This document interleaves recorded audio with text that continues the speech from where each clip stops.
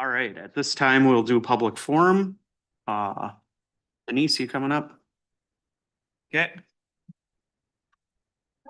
Okay.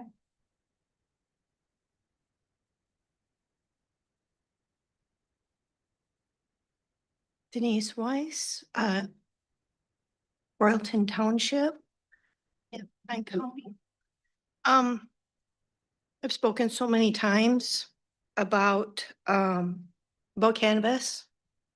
We've asked for protection. We've asked for the rules for protection so that if a business is in the neighborhood, that it protects everybody. We've heard a lot of different stories. Recently, lights have come on. We can see them 4 or 5 miles away.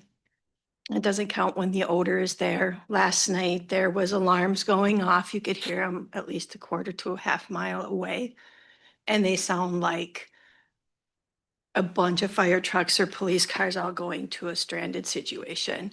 So this isn't like if I have a house alarm, that this just stays within my house and it's maybe privately called to a private service. I think to have this in a private area is disappointing all on its own when it should be in an industrial and commercially zoned area. To not have the rules protect residents if it is going to be in those types of areas is doubly disappointing. And I know a lot of people say this doesn't really affect me or this is a Bible plant, it's all good. And you got to look at morals or morality. But our whole system of justice and how we monitor a situation in our America is set up per the Bible. You know, you can't kill if that's wrong and different things of that nature. So I think that when you look at where this is at in areas, it's super important. And I know a lot of people say, why do you keep coming here? Because you're not getting anywhere. But everybody keeps going to church on Sunday too. And that person who's ahead of that church, whether religion, what religion you are, just keeps hoping somebody at some point will get it.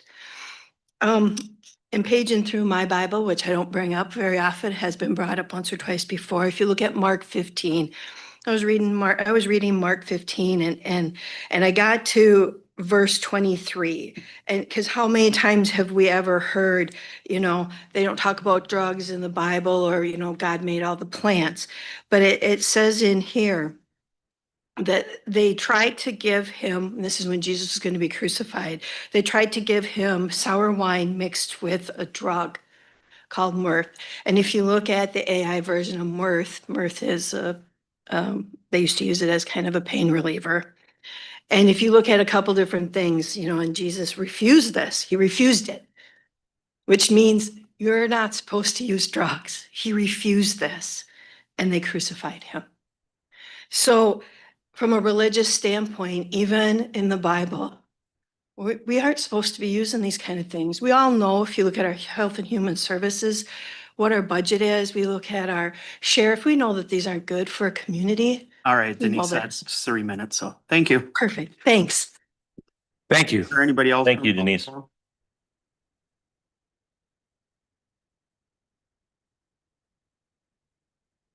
Hi, guys. Hi. Adam. My name's Les Orvis, Royalton Township. I sit back and I've listened to this for 2.5 years. The Bible states as, but if you look at it, God put it on earth. So if you don't believe in that, you're saying God made a mistake. Pretty simple. Cannabis is here for a reason. God put it here. And if you want to argue about it, which we've argued for 2.5 years on this, go to the state. The state's the one that handed this down to the county. We've said it 1,000,000 times. It's been handed down by the state of Minnesota for us to handle. There's been so many complaints, and I could be really mean right now, but I choose not to. I helped write this ordinance the county has with this through the state of Minnesota and the OCM. I think we did a pretty fantastic job. I think there's some things that are gonna have to be edited, but this is the way it is. And we talk about the Bible. Christians don't do this to people. Persecution is terrible. The Bible also says in the end times that false prophets take and rule the world. So you can read out of the Bible, but if you don't act like you're reading out of the Bible, it's a big mistake. So I believe in what we're doing. I believe what we did is right. I believe Martin's Greenhouse was an exact fit for what's going on. 34, 35 years of Martin's Greenhouse, there was never a complaint. I sat on that board for dang near 25 years. There was never a light issue, never a problem until now. We can't please everybody. This ordinance is meant for everybody to have a chance to run a business that the state approved. It's that simple. So that's what I got. Thanks, folks. Thanks. Thank you. I don't see anybody else in public. You got anybody online? Okay. All right, so we'll move to the agenda. Is there any additions or corrections? Yes, Mr. Chair, members of the board, there is an addition. I'm suggesting putting it as regular item 3.1, which is just an update on the environmental services manager recruitment and potential on how to move forward. I'll move the agenda as amended. I'll second. Okay, we got a motion and second. Is there any discussion? Hearing none, all in favor say aye. All right. Opposed, same thing. Approve the minutes of the September 16th, 2025 regular board meeting and summary for publication, and minutes of the September 25th, 2025 special county board meeting. I'll move Ludwig. Okay.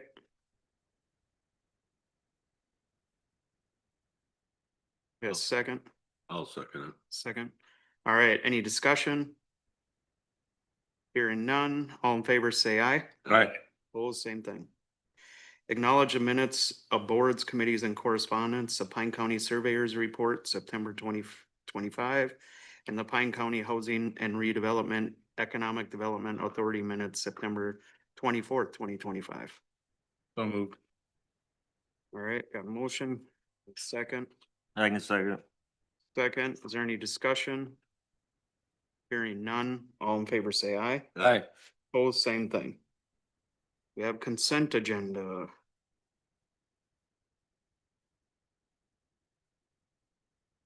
I'll move consent. Okay. We have a second.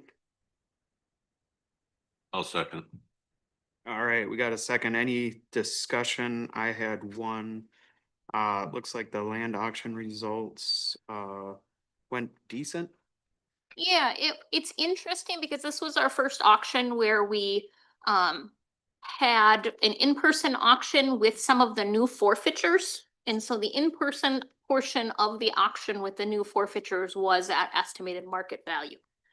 And there was a lot of people in the room who didn't bid on anything. And so most of those unsold properties are new forfeitures, which starting October 21st, then will be listed at min bid at the minimum bid. So I feel like there was a lot of people that were waiting to see if anybody else was going to bid. And if they weren't going to bid, then they'll just wait for it to go on min bid. And so it'll be interesting as those properties sell now through the min bid process. Do you think that's a strategy? I think it's a strategy, but I don't know that it's gonna work out for people because the last time we put them on min bid, we had one that actually sold for higher than the estimated market value. So had they just bought it on the first auction, they maybe would get a better deal. Okay.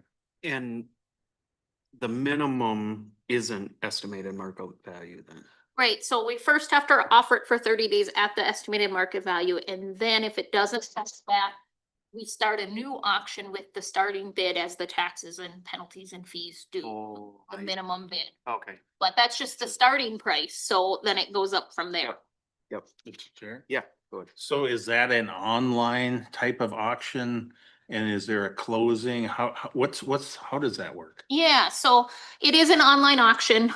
So the auction is open for a set period of time where people, opening bid and then people can continue bidding throughout the auction. And then once the auction closes, they have 10 days to actually send the state of Minnesota their money through min bid. And then they need to come in here and pay kind of their closing fees because min bid can't collect the closing fees. So like the recording fee and the deed tax. And so they either need to mail us those funds or come in and So pay them. So how long is that auction open for? We have been opening them for 7 days. And then it's like most of those online auctions, if you. Somebody bids, you got a few minutes. Yep. 5 minutes, you got Got it, yep. 5 minutes to bid. Oh, so it can go on. It can It go can go on for on quite a and while. on. What happens if they don't follow through then? Is that? Right, so we did have someone who didn't follow through at our first round of doing these this spring. And the consequences are of, then you no longer get to bid through the min bid platform. And then like with that one, we were able to go to the backup bidder and they were willing to just fulfill it. Okay. Yeah, so just again, for the record, we sold property again this year. I know sometimes we get beat up because we don't sell property, but we do again. So, and we're continuing to sell it. So, with that, is there any other discussion? Hearing none, all in favor of the consent agenda, say aye. Aye. Opposed, same thing. Regular agenda, technology committee report.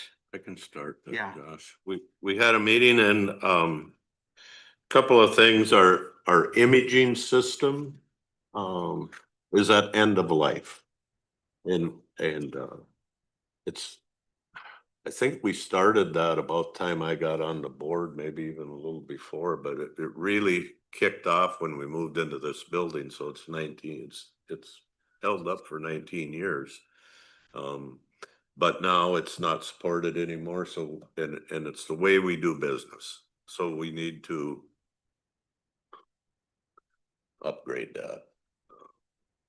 So, of course, it's like any piece of technology, I always tell Ryan, it all seems to cost $250,000. And I'm not too far off, I don't believe it's a 300,000. 135 of what we got a bargain. Way less. Yeah, but anyway, we'll have to, Ryan has a way figured out to do that, so we'll get that bought. The other, thing is our copper lines, of course, are going the way of, I don't know, the steam shovel, I guess, but, we have some copper lines that we'll have to get rid of, and some of there's some unique rules in this state, if I am saying this right, that like, if you have a elevator, for instance, which we do, you have to have a telephone that's connected to a landline, basically. So we have a way that's legal to do that through our phone system, and we can make that work, but our copper lines are going away. And the other thing is, Ryan was able to negotiate a deal with, Midco, because Midco bought SCI. And so we have a dark fiber instead of paying a monthly lease to the state of Minnesota to get, for instance, to our public workshop. Now we pay just a way smaller amount for a dark fiber lease, and we go directly to the shop. So they're like, just like another room in this building, except they're down the road a ways. So anyway, and then we got a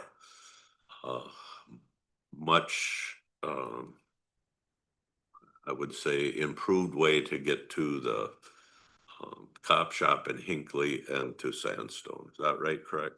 Did I say that right, Ryan? Anyway, so hats off to our IT people. They're always got their eyes open to save a couple bucks, and those couple bucks end up being quite a bit, you know.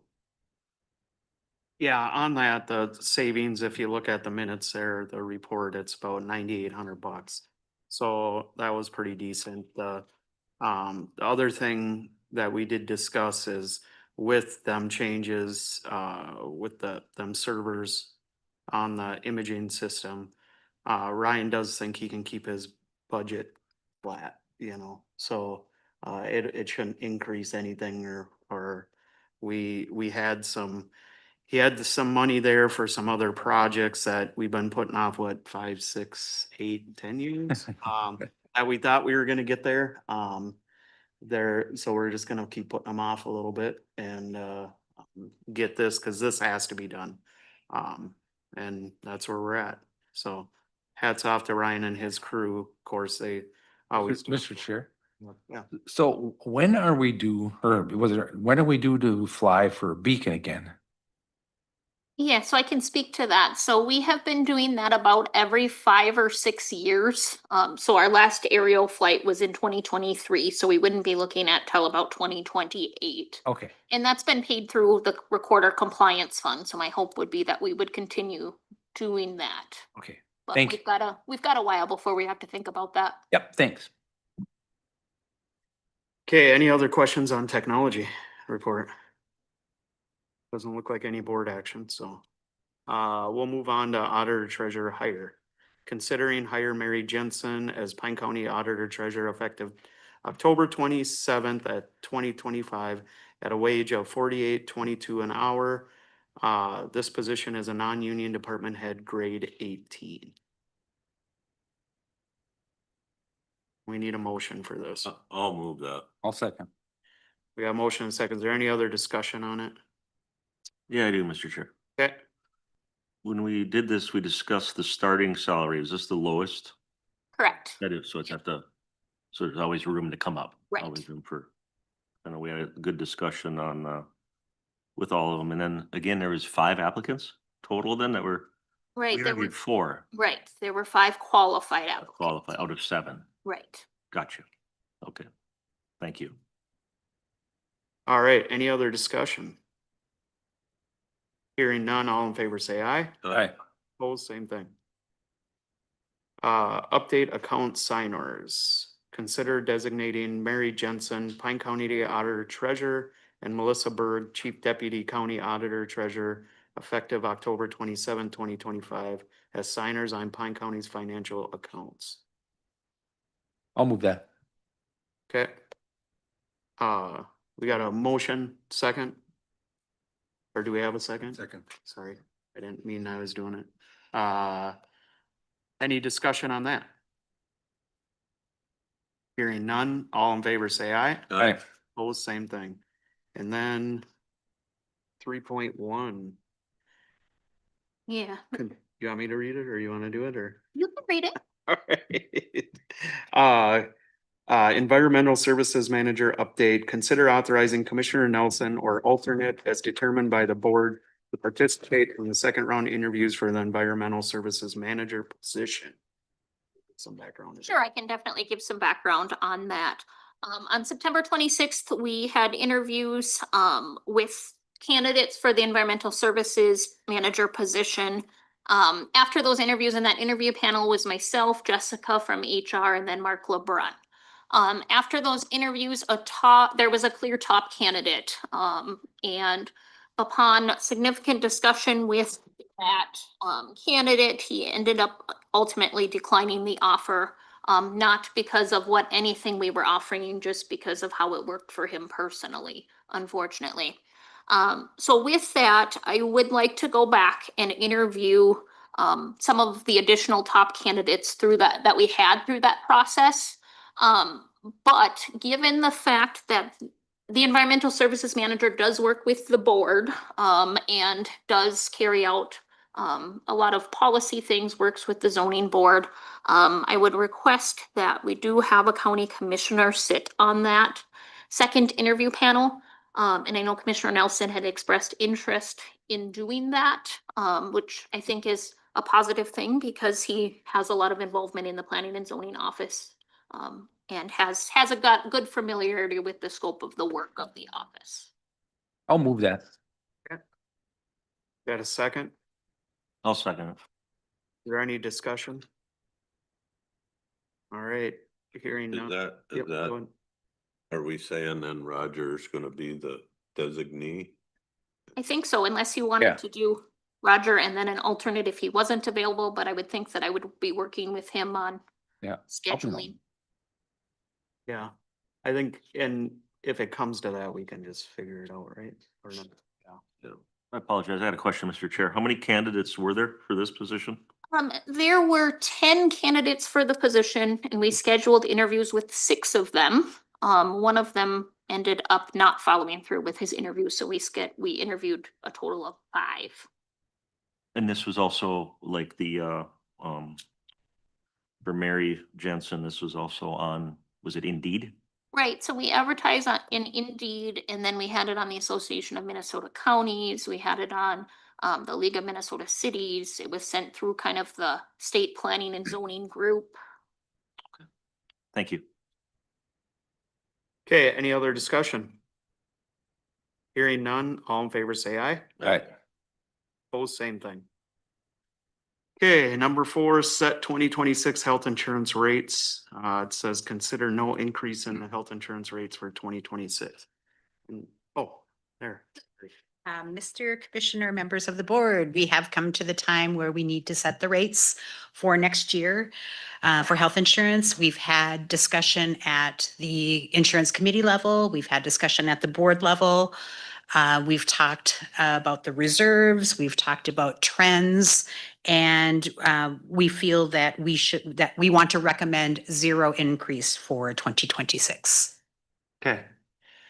On that, there's no decrease, just even where it was. Leaving the rates even. Okay. And we have seen rates, or we've seen claims. Kelly and I see the claims every week, and we've seen them slowly tick up, and nothing alarming, but they are projecting up.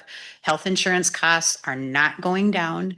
We still have 3 high claimants that hit the stop loss last year. They will hit this year and could likely hit next year. So to protect the reserves, we feel that leaving the rates as they are would be prudent. Go ahead. The stop loss, do we see a increase, significant increase coming in that insurance? Yes, it will. The stop loss insurance has gone up. And if we keep triggering it, there's Right. no reason to think that it would ever go down. So, good question. Okay, so we do need a motion. I'll move, Mr. Chair. Okay. I'll second. All right. Is there any other discussion? Roger. I would just like to say to the insurance committee, thank you again. But I think it's interesting, and I know we've talked about this numerous times, but I remember before we did this, we would just get a number handed to us, and this is what you're gonna pay. And I remember years of what, 12, 14. Did we have a 17% Yeah. one time? And it never was a 0. Never a decrease. It was always at least 7%, I think, as long as I can remember. So you guys working hard, getting this done is awesome. This is why we did it. And we kind of control our own thing. Now, hopefully it just continues to go that way, and I don't anticipate it being 0 forever, but we'll see what happens. Go ahead. Mr. Chair. I'm just trying to, is this our 3rd year we've stayed flat then? Second year. Second Yeah. year? Right, so Second year 25 stays was flat. flat, and then now 26 will be flat. Okay. Thank you. Okay, any other discussion? Hearing none, all in favor say aye. Aye. Opposed, same thing. Thank you, Jackie. Thank you. Rural Utilities Service Reconnect Award update. Sure, I'll let Leslie. There's a lot of reading here and I'm sick of reading apparently. I am Leslie Sutter, your Economic Development Coordinator.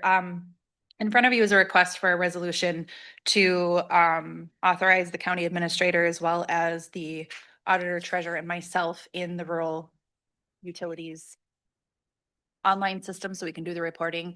Due to the change in county administrator as well as auditor, treasurer, we have to update those names, and the only way they allow us to do that is with another resolution. So you guys recently passed a resolution similar to this back in May.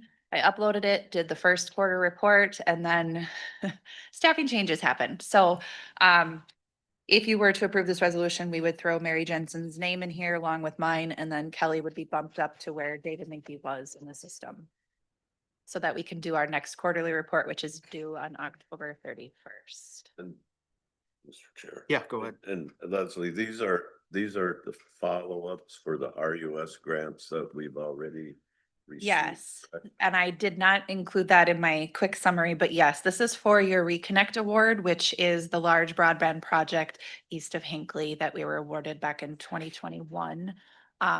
Due to the sale of SEI to Midco, there is some delays in that project, but I do believe construction is still intended for next year. Maybe you'll get it sooner or later. Maybe. Okay, so looks like resolution 2025-35. We need a motion. I'll move that. Okay, I'll second. okay. Any other discussion? Hearing none, all in favor say aye. Aye. Opposed, same thing. Thanks, Leslie. All right, City of Willow River Parks funding. Were you taking this? Yeah, I can Okay. take this one. Drew Abrahamson from Willow River was hoping to be here, but unfortunately he couldn't be. But back on March 18th, the county board had approved contributing up to $25,000 of the dedicated parks and recreation funds for the city to do some work at that Big Bend Park. So that was one of the parcels that they received through the 2012 flood buyouts. Unfortunately, and that was supposed to include a walking trail, picnic areas, bike trails, fishing areas, that type of thing. Unfortunately, as the city began working on that project and making definite plans for that, they were contacted by the DNR, who notified them that a majority of the property, a majority of the area they were looking at doing this work on is covered by a wild and scenic river easement. So we have the Wild and Scenic River ordinance that applies to a significant amount of properties up and down the Kettle River. But that is very different than this Wild and Scenic River easement. So that is like the DNR actually has an easement over the property, and they have a very specific list of things you cannot do, which is basically everything they were wanting to do. Typical. And so the city did appeal to the DNR to request them to still be able to do it, because people are already walking down to the river on walking paths where, yes, their easement says you can't make paths, but there's already paths and things. And at least the last time I talked to Drew, the DNR was radio silent on it. And so the city has gone back to the drawing board, and they are requesting that we allow them to move that project over to the Willow River Dam Park.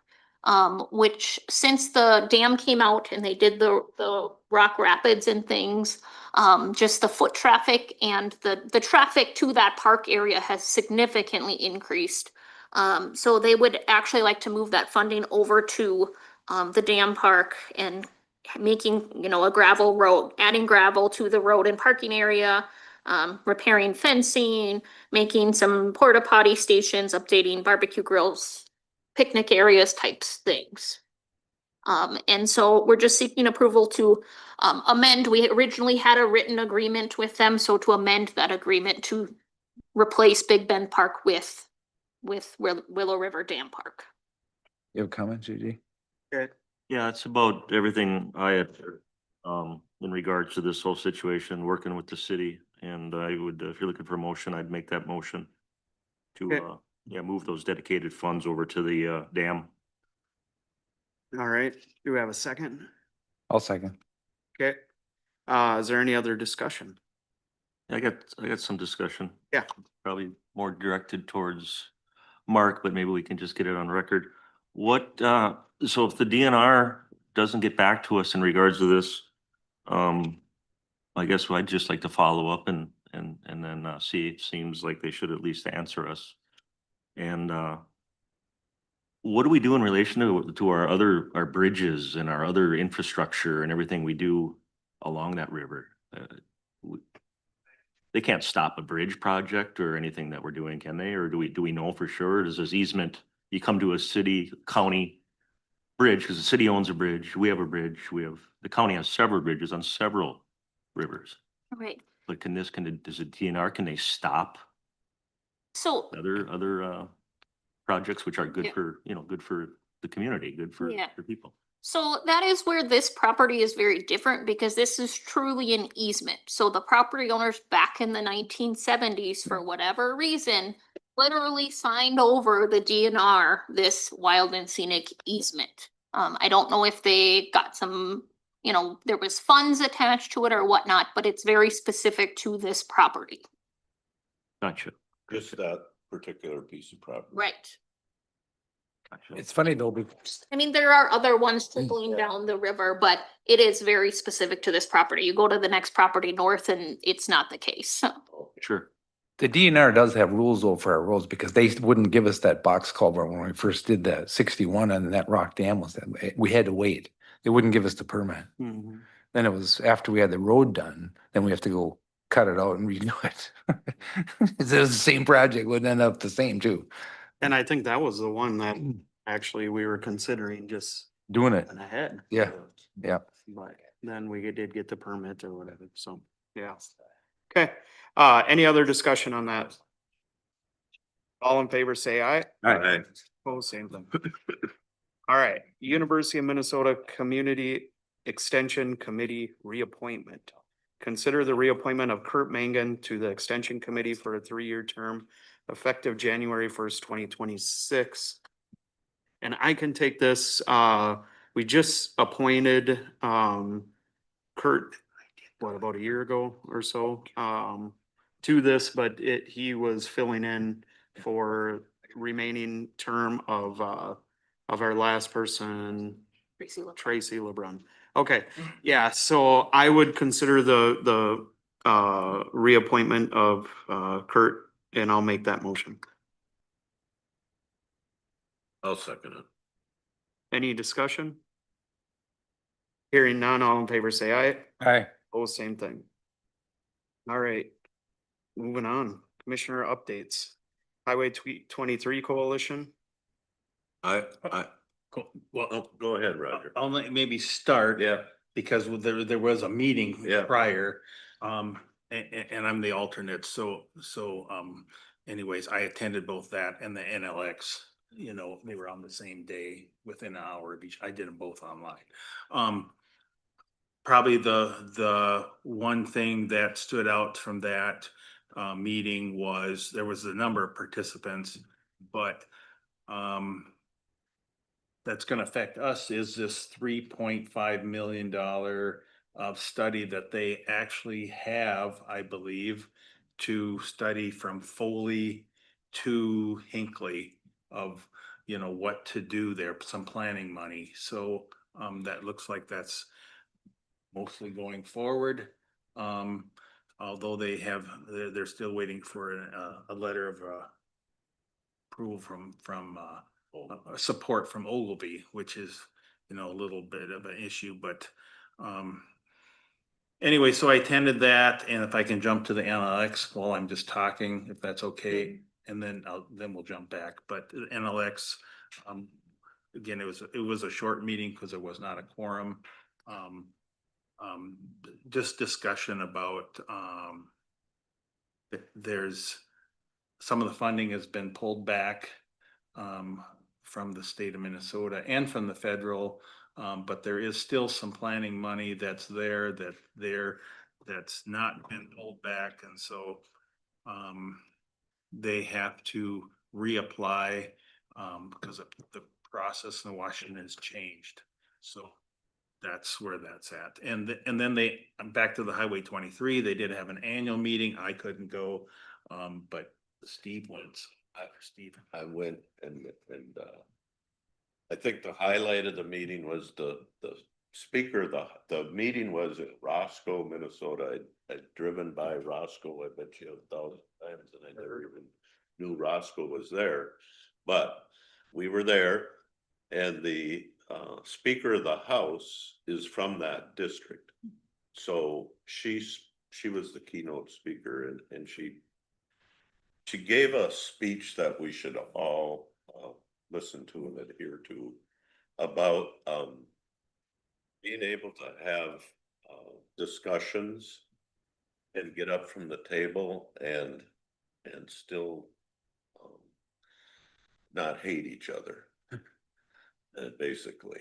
And she spoke so highly of Melissa Hortman, who was the speaker when she was first elected as the minority leader. And she said Melissa, called her up and said, I'd like to have lunch with you and meet with you. And she goes, well, why? You don't need our votes. She said, well, we're gonna work together and we wanna make these decisions together. And that stuck with her, and her words stuck with me, that we need to listen to two sides to every story. And still be able to, you know, vote our conscience, but still acknowledge the other person's existence.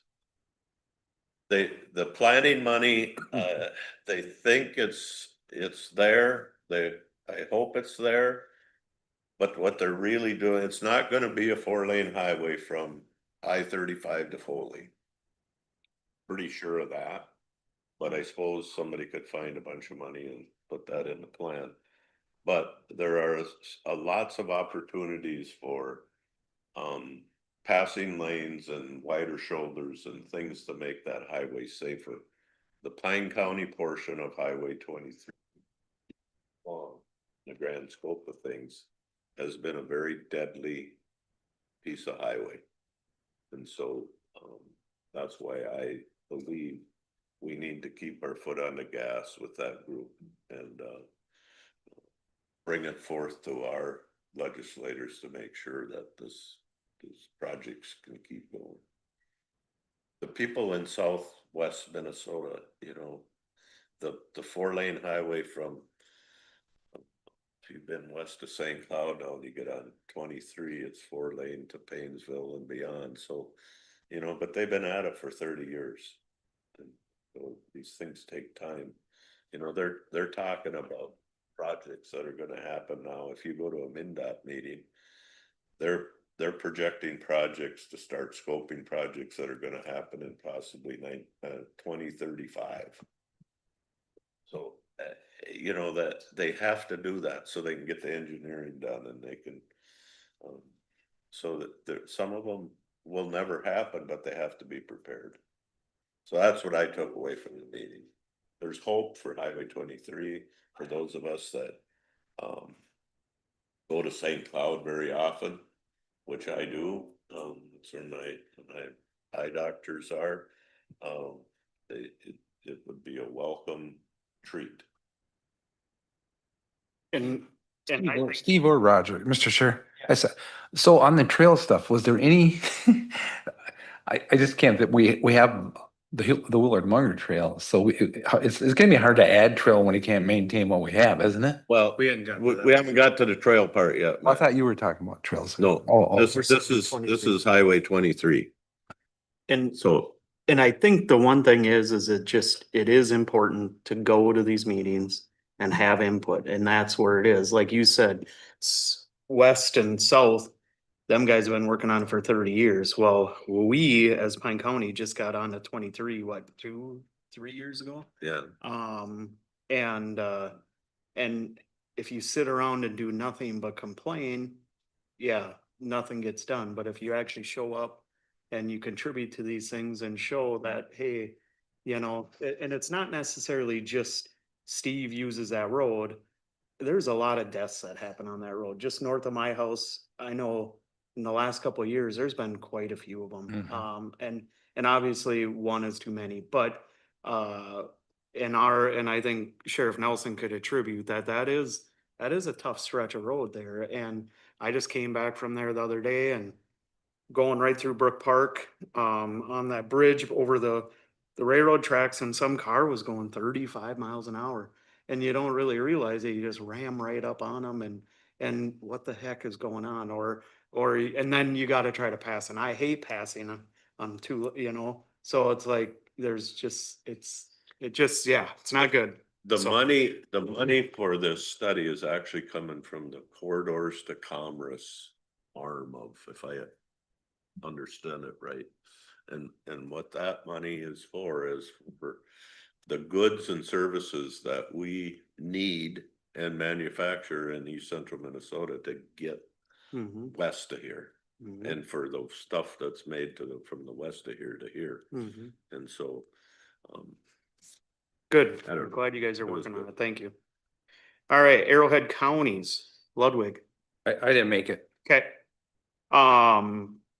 Did you hear anything that happened to it or not? No, Okay. I had no feedback. At the policy committee, they were talking, I talked to one guy and he said Yeah. that there was some appetite. Some or one county was It is looking at all over. disbanding, Yeah, so I didn't hear. I heard that too, but I didn't, Okay. I wasn't even able to get online. Yep, nope, not a problem. All right, DNR Trails meeting. I think this is what you're talking about now. Holland Nelson. I can start out. Yeah. I think it was, I mean, it was, good for me to know that we had 3 people from the DNR that would show up and talk to us and acknowledge the fact that the Munger Trail is terrible. Good. And the good news is it was the second worst trail in the state, but now they've fixed the worst trail in the state, so now it's, should be the worst trail in the state. So is there a scheduled, So it should get, they didn't tell us a date when they're gonna do it, but well, yes, they did. 26. will be 26, 3 miles. they're hoping to get, Hinkley to Finnelson. That section done. That's the worst. That's that's the the worst worst of the stretch. worst, yeah. Yeah. And they're gonna move in Hinkley, they have a trail bridge and they're gonna move that trail over to the old railroad trestle. And you- oh, okay, So- yeah. So there's a bridge available to a township or somebody, 5-ton bridge. If somebody, some township is looking for one. Thank you. Okay, sounds good. Any questions on? Um, Yeah, I go I ahead. will just add that, it seems that they reiterated their focus in the past has been on new trails. And maybe they have, reevaluated that. And now they are thinking they should be repairing some of these old trails. That's what I was hoping to hear. That seems to be a shift in their priorities, which is great. Yeah. Because I'm not interested in building new trails that connect to something that's supposed to be a backbone. That's a piece of junk. Yeah. And we're just wasting our resources, so. Okay. Sounds good. Anything else on that? We'll move on. Snake River Watershed Plan Partnership. I was there. We had a good meeting. There's a couple big projects they have going on, some manure pit closure, they had a septic replacement. The one thing that kind of stood out to me was the planning board or steering committee. So the way it's set up now is the steering committee can do projects up to $25,000. And then they just can do them. And then they do report back to the board on what the projects are and all that. Now, with the scope of some of these projects, it was proposed to move it up to 50,000. And I was on board, Paul Swanson, our soil and water proposed it. And there was a lot of opposition to it. And there was even some opposition to some of the other board members don't like the $25,000 one.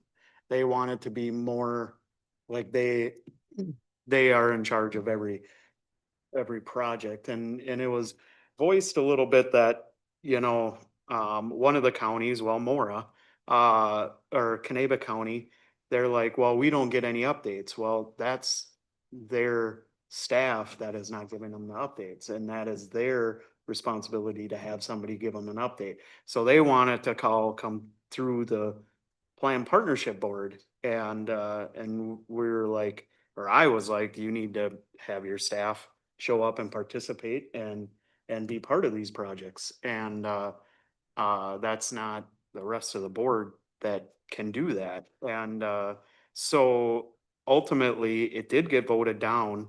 So they have to still stay at the 25,000. One of the deals was, we meet monthly, sometimes not monthly, and it just slows down some of these projects. And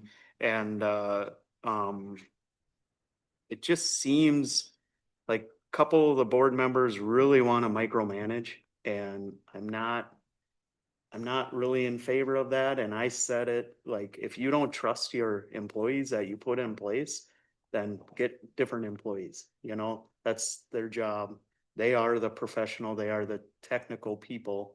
Yes, I understand us as a board make the decisions, we're the policy, we have the money, we kind of control that, but they do report to us on it, and I think you know, I don't know. I was frustrated with it. Me and the other Pine County, Mike, were the only ones that voted in favor of it. Everybody else voted down. So it was what it was. But that was kind of the big end of it. Otherwise, there's just some other projects.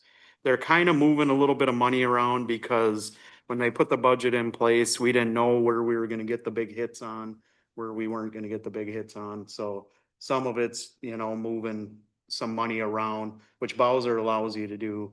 But it's like, you were just moving it to where we're getting a lot of the stuff done. So, but they are doing a ton of work. So I think that is working out. So.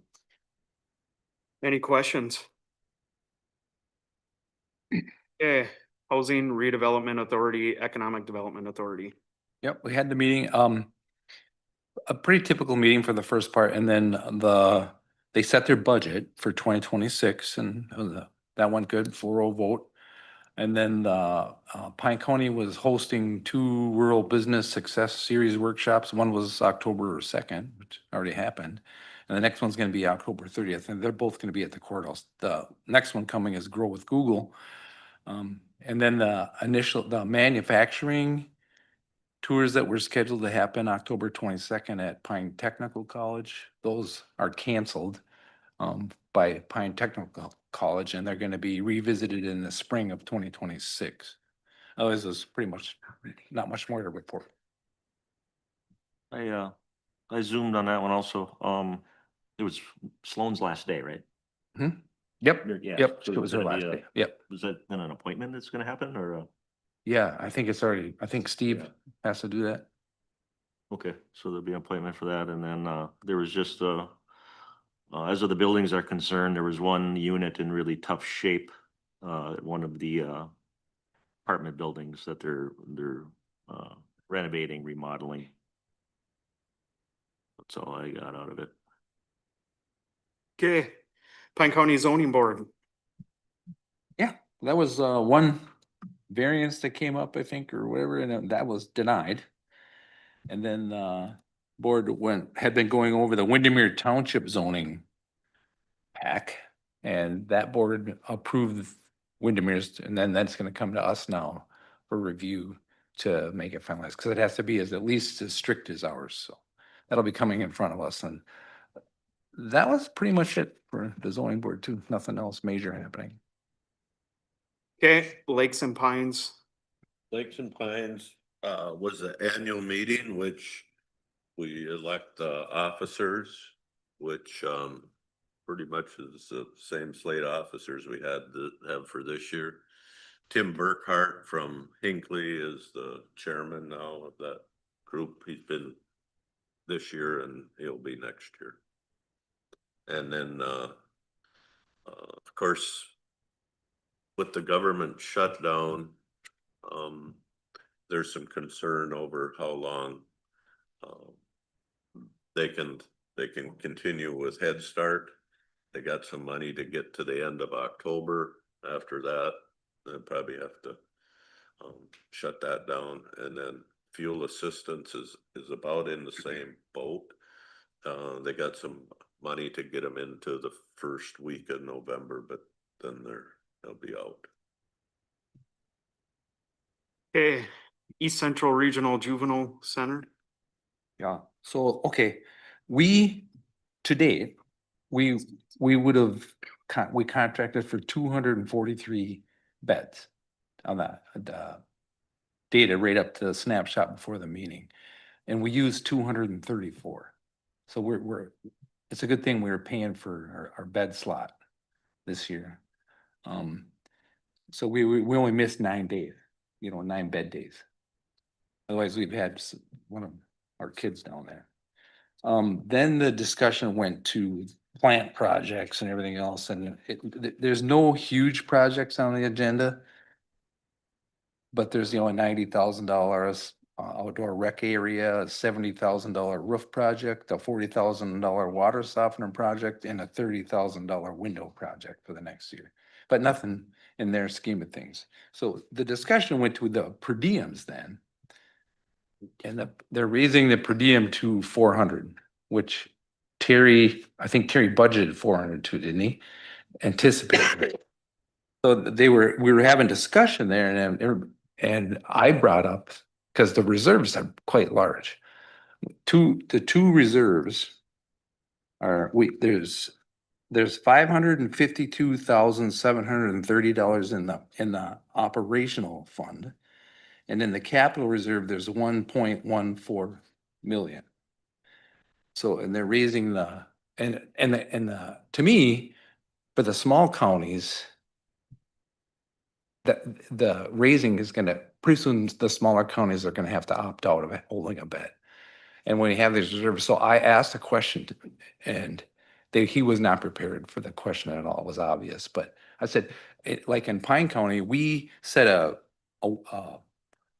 reserve to be between 2 points or whatever. We just we want a reserve to float in there.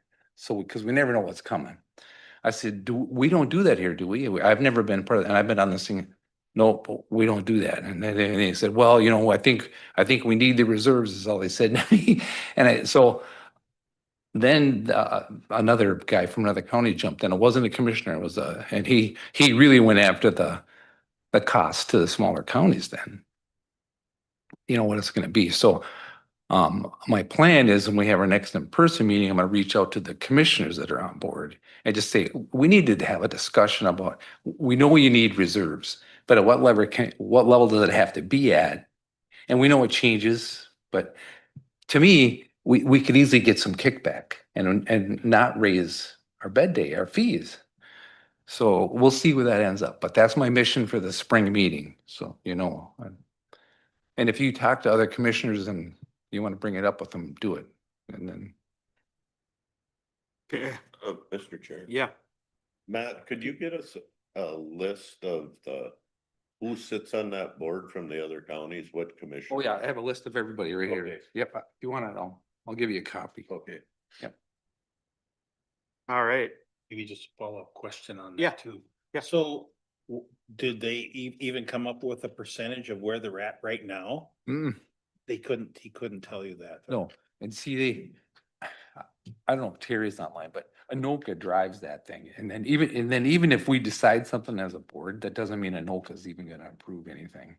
But I think there's enough. I was just curious as to where their percentage of what their fund balance percentage is right now. Since I've been there, it's always been over 1 million.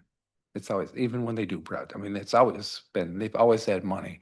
And I think there was a time in history where they kicked money back to the counties, but I don't think it's happened since I've been on there. And I get that, everybody needs money and because you never know what's gonna break, but things like that. But there's 2 separate reserves there and it's a lot of money. All right. Any other meetings anybody wants to talk about? Anything other come before the board? That, Friday is Pine Tech's 60th anniversary. Swing by there late afternoon. This Friday, I've seen it. Yep. Okay. Otherwise, everybody take a peek at your upcoming meetings, and